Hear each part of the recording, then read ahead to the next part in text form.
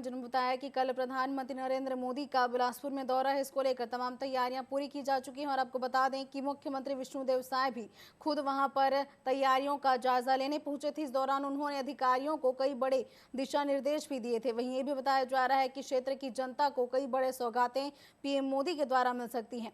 अब रुक कर लेते हैं उत्तराखंड का, जहां देहरादून से हमारे सहयोगी आदिल पाशा हमारे साथ जुड़ चुके हैं। जी आदिल, ऐसी कौन कौन सी खबरें हैं जो आज सुर्खियों पर रहेंगी?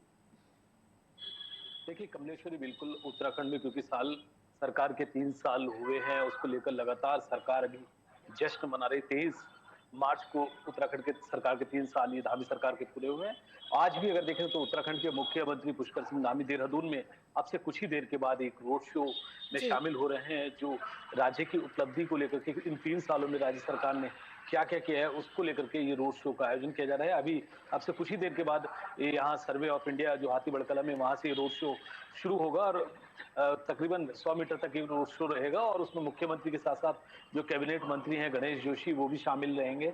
तो उसको लेकर के तैयारियां पहले से ही पूरी कर ली गई थी, क्योंकि हम लगातार टीवी 24 पर दिखाते रहे कि क्या सरकार की उपलब्धियां इन 3 सालों में रही हैं, क्या कुछ सरकार ने किया। हालांकि कांग्रेस लगातार सरकार ने अभी भी अगर मैं आपको बता दूं, इस वक्त मैं प्रदेश कांग्रेस मुख्यालय देहरादून में मौजूद हूं और जी। यहाँ पर प्रदेश कांग्रेस अध्यक्ष करण मारा इस वक्त प्रेस कॉन्फ्रेंस कर रहे हैं और वो 3 साल की जो सरकार ने यह कामें किए हैं उनको पॉइंट टू पॉइंट बता रहे हैं कि क्या सरकार की 3 सालों में खामियां रही हैं, सरकार ने क्या कुछ किया है। उसको लेकर के आज प्रेस कॉन्फ्रेंस करण मारा की चल रही है, जो अभी प्रदेश मुख्यालय में हो रही है और कई बिंदुओं को लेकर वो सरकार पर निशाना साध रहे हैं। चाहे उसमें उनका साफ कहना है कि जो उत्तराखंड में पर्यावरण है उसके साथ सरकार खिलवाड़ करने का काम करे, जो यहाँ जो हरे भरे जी। वनों को काटा जा रहा है सड़क चौड़ीकरण के नाम पर। और उन्होंने बताया कि 1974 तक अगर देखें तो मालदारी प्रथा उत्तराखंड में नहीं पूरे देश में थी, जिसमें वनों के कटान की जो थी वो ठेकेदारी प्रथा पर होता था। लेकिन उसके बाद सभी तकरीबन 20 राज्यों में वन निगम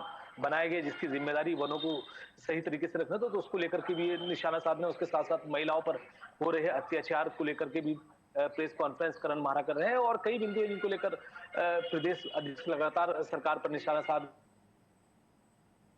जी। जी आदिल।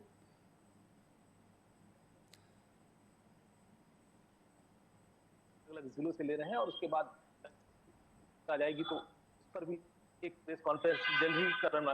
वहीं कमिश्नर, अगर मौसम की अगर बात करें, उत्तराखंड में मौसम अभी क्योंकि गर्मी शुरू हो गई है, पहाड़ी इलाकों में अगर देखें तो अभी बारिश नहीं है, तो उसके चलते अब उत्तराखंड का जो मौसम है वो लगातार बदल रहा है। दिन में भी यहाँ गर्मी, अब देहरादून के साथ साथ अलग जिलों में अगर देखें तो मौसम का तापमान लगातार बढ़ रहा है।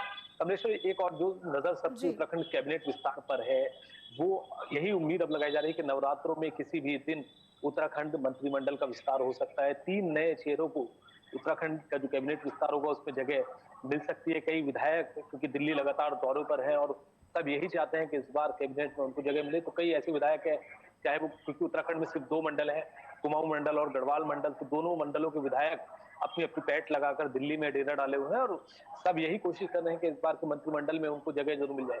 वहीं अब 1 से 2 दिनों में कमलेश्वर ये भी माना जा रहा है कि उत्तराखंड भारतीय जनता पार्टी को नया प्रदेश अध्यक्ष भी अब मिलने जा रहे हैं, क्योंकि जी। प्रदेश अध्यक्ष के लिए सभी प्रक्रियाएं पूरी हो गई है। महेंद्र भट्ट राज्यसभा सांसद है, तो उनको अब रिप्लेस यहाँ प्रदेश अध्यक्ष के तौर पर नहीं किया जा रहा है, ऐसा सब मान रहे हैं।